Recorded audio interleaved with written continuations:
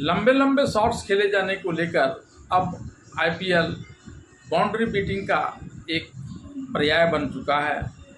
यहाँ Chris Gayle से लेकर लंबे लंबे छक्के जड़ने वाले खिलाड़ियों के साथ साथ भारत के विराट कोहली और रोहित शर्मा जैसे खिलाड़ी भी बाउंड्री लगाने के लिए खासे मशहूर रहे हैं।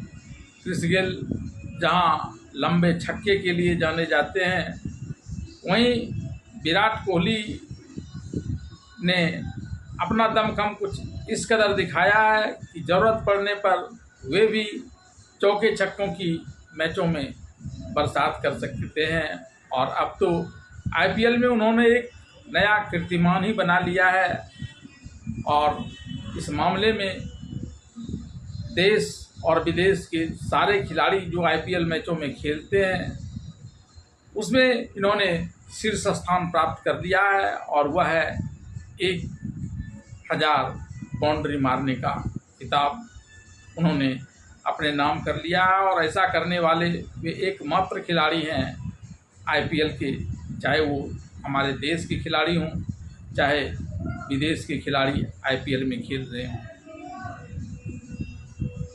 विराट कोहली का कोई जवाब नहीं और यह कारनामा उन्होंने दिल्ली कैपिटल्स के साथ खेलते हुए किया। यद्यपि उनकी टीम आरसीबी इस मैच में हार गई थी, लेकिन उसके बावजूद यह बड़ा कारनामा कर विराट कोहली ने लोगों का दिल जीत लिया है और ये सिलसिला उनका आगे भी चलता रहेगा।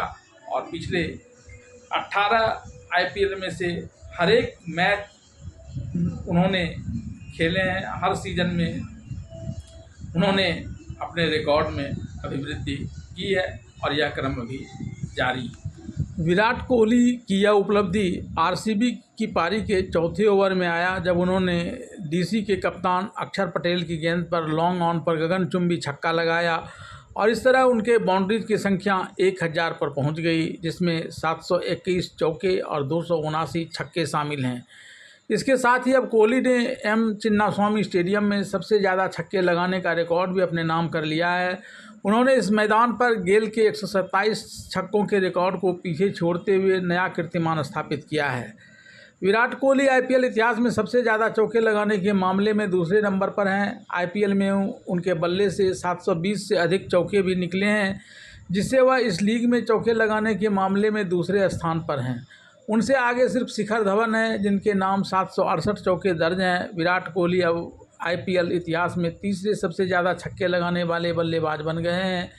छक्के लगाने के मामले में वे क्रिस गेल जिन्होंने 357 छक्के लगाए हैं और रोहित शर्मा जिन्होंने 282 छक्के लगाए हैं उनसे पीछे हैं।